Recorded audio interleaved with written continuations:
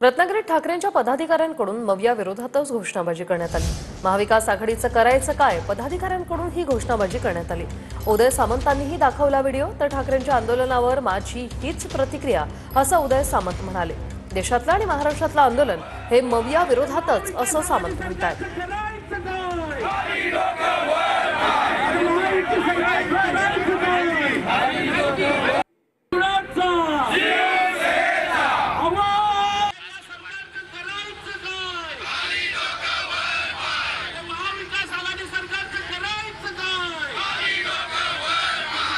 हेच उत्तर आहे त्याला।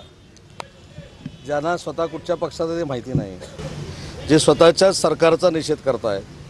मला असं वाटतं की दिल्लीमध्ये जे आंदोलन चालू आहे आणि महाराष्ट्रामध्ये जे आंदोलन चालू आहे, हे देशामध्ये जी काही महाविकास आघाडीची सरकार आहेत त्यांच्या विरोधात हे आंदोलन चालू आहे। आमच्या विरोधात कुठं आहे?